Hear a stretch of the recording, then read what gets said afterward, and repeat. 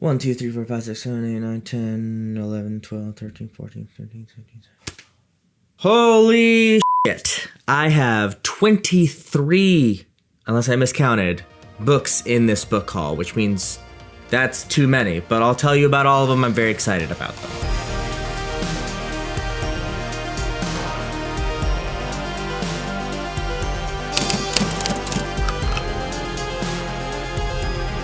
For those of you who don't know, I own a bookstore operated with my wife in Rochester, Minnesota, Garden Party Books. And part of our model is a reuse model. So people donate their books to us. We give them a discount for other books. All of the books in our collection at one point were owned by members of the community, which is awesome. So you know that all the books in there were loved by somebody at one point, which gives you confidence to find cool stuff. Also, it is good for the earth. We really like doing it. One perk of it, however, is that I get to see almost all of the donations before they go back into the shop. So sometimes you get lucky. And someone donated like a large portion of their library and had a lot of books that I liked, and a lot of other books I liked too came through this month. So prepare yourself for a massive book haul. Let's get started first with like the most magical get of the year. The last book haul I had, I said this is the only book in the realm of the Elderlings that I do not have. And I said it's going to take forever to find it in the right edition because these don't come through that often. And I just got lucky.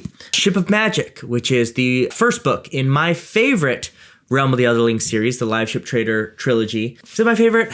Yeah, it's either that or Tawny Man. But this is the right edition. It matches Mad Ship and Ship of Destiny, the other two books in that trilogy that I have. I love this. I assume that's Althea. Maybe that's Kyle in the background. I'm not sure, but I kind of love these pseudo like classic romance covers for this high fantasy thing. I love the dragons. I just think this is really cool. I actually really love the like typeset on this. I think it's all great. So glad I got this. This goes in my collection. I now have all the Realm of the Otherlings books in physical copy. I am delighted by that. Another crazy find is this is a book I just found out about from like either a podcast I think I listened to. I think it was a podcast that mentioned this book, which sounded so interesting, about a post-apocalyptic world, like thousands of years past like this ultimate atomic event that basically destroyed the modern world, and the world is kind of picking themselves up. It's kind of in the Middle Ages, but obviously in the future because of this event. And this whole religion has formed around something that survived the nuclear event, which is like a shopping list from this guy named Leibowitz, and it creates this whole religious system. And the first book is called A Canticle for Leibowitz. I've been wanting to pick this up and try it out. It sounds like an amazing exploration of religion. And boy, oh boy, this is such a cool edition of this book that, again, just came through at the right time while I was looking for it. It's by Walter M. Miller Jr. It is a classic, like, sci-fi. I think it came out in the 60s, and I'm very excited to get reading to it. I saw that I. Samwise recently read it, so maybe I'll try to read it relatively soon and have a video discussing it with him, because I haven't heard a lot of talk about that. But Leibowitz, very excited about that. Classic, Great Gatsby, F. Scott Fitzgerald, a Minnesota author. This is like the exact edition that I first read it in high school, so it has a little bit of, value for me there. Nostalgia, that's the word I was looking for. And I mean, The Great Gatsby is an incredible book. If you haven't read The Great Gatsby, read it. Wonderful. One of the great American novels for a reason. This might interest some folks. I got this the other day. It's Brandon Sanderson's Tress of the Emerald Sea, which, if you've been following me for a while on YouTube, I have a pretty checkered past with Brandon Sanderson. I like some of his early stuff, the first Mistborn, and some of the fun ones like Warbreaker. But generally, some of the stuff that people really get obsessed with, such as Stormlight Archive, have not worked for me. And so I'm excited. This seems like a very short, different book. And is this YA? I actually don't know if it is YA or not, or kind of YA. I actually like Brandon Sanderson when he's focusing more on like a younger audience. Like, I actually really like Steelheart, The Reckoners, is that what it's called? Like his kind of like Mutant X-Men series. I just think that fits better for his style. So I'm interested in trying Brandon Sanderson, Trust the Emerald Sea. I know a lot of people have probably read that, so let me know in the comments below if you think I would like it. Shifting gears a little bit before we go back to sci-fi fantasy, the autobiography of Charlie Chaplin in this really cool black and white edition came through. There's also a lot of pictures, which I think is great. I love Charlie Chaplin. If you haven't watched any silent film, you really should. Challenge yourself to do it, because I think it's weird at first, obviously, because it's very different. I'm having a lot of trouble with this. Hold on, let me focus.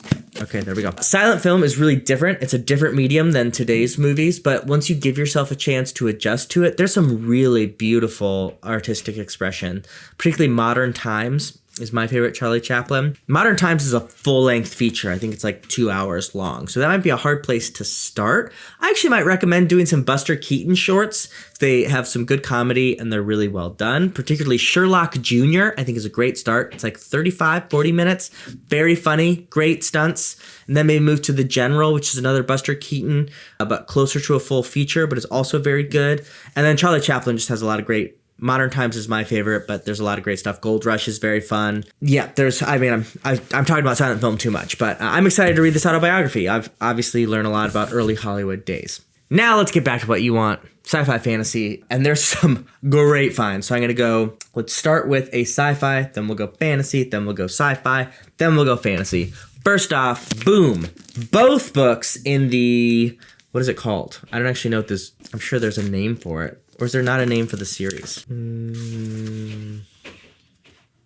Oh, maybe it's just a sequel. Okay. Well, anyway, A Memory Called Empire made a lot of waves by Arkady Martini, is how I would say that. Made a lot of waves as like a good, new, modern, thoughtful fantasy. And then Distillation Called Peace came along. I would like to, I've said this a couple times on the channel, I want to do more sci-fi than I do, which is another reason why things like Canticle Called Leibowitz is interesting, because it's a different thing. I read a lot of fantasy, and so this is part of that. This I'm not 100% sold on yet. These came in, they were beautiful editions. I actually like hardbacks when they're kind of like these smaller, almost like trade paperback, but they're hardback copies, so I like that. And like I said, I want to give some more sci-fi a try. So if you've read these, let me know if you think I would vibe with them or not. I'd be very interested for some thoughts people have. Now, this next series, I got the whole trilogy, and I know people are excited for me to read this. I am excited to read it. I just haven't gotten to it yet. I have to finish off a couple of other odds and ends before I get to it, but it is The Darkness That Comes Before, or I think the whole trilogy. I should know what the trilogy is called. The Prince of Nothing trilogy by R. Scott Baker. A lot of people in the Malazan community recommend R. Scott Baker as a really good author that captures some of like similar theme and philosophical depth that Malazan has. And so I'm definitely going to try it out. And now I have all three of these in like really nice editions. And these are not as big as I thought they were. They're like 500 pages per. For some reason I thought they were like 1,000, maybe just because they're so thick.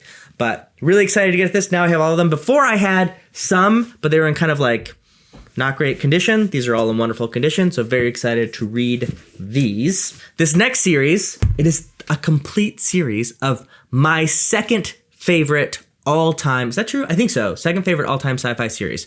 Number one for me is Dune. That's going to be hard to beat, even though I've only read the first three. I've only read up to Children of Doom. Maybe I should read the rest of those Dune books. It always feels like something I could do, and then I also like, I'm not sure. Children of Dune is my least favorite.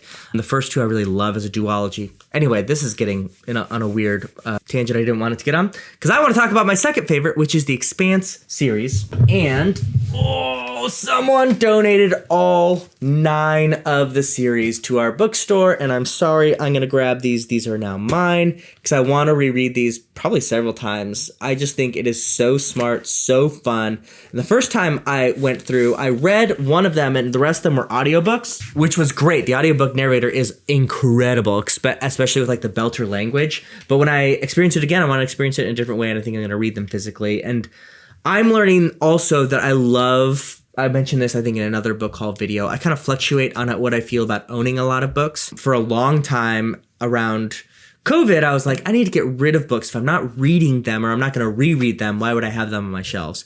And now I'm in a much different place where even if I'm not going to reread them imminently, having them on my shelf reminds me of the time I spent in those worlds and in those places, and really gives me a great amount of joy. Like I look at my books and feel that joy, even though these aren't books that I would immediately read again. And so I'm thinking more about that as I think about libraries than I have before, which is why something like this 9-book series of one of my faves, I'm so happy to have. Now for the final haul of this really big haul is a 4-book series that I also think I will probably read depending on if I like the first trilogy from this author. Maybe you'll guess because it made a appearance just a couple of minutes ago. But this is, of course, the second series from R. Scott Baker. There it goes. The Aspect Emperor quadrilogy, I guess.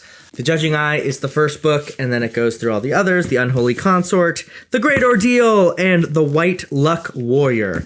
Honestly, R. Scott Baker is not, I don't know, something about his titles never stick in my brain, but when I think about them, they seem very interesting. So again, based on community feedback, I think probably I will like these because I like philosophy, I like heavy theme, I'm okay with dark material if it's handled well, or at least has something to say with that dark material. And from a lot of different people I've heard, Scott Baker does in fact do that. Very interested to get to these, but obviously I have to read those over there first. This is my book haul. Guys, there's so much to read in the world. And in fact, I need to stop this video so I can go read more books so that I can read these books that I just got. Thank you for watching. Obviously, let me know if you've read these and where to start. First in, last out.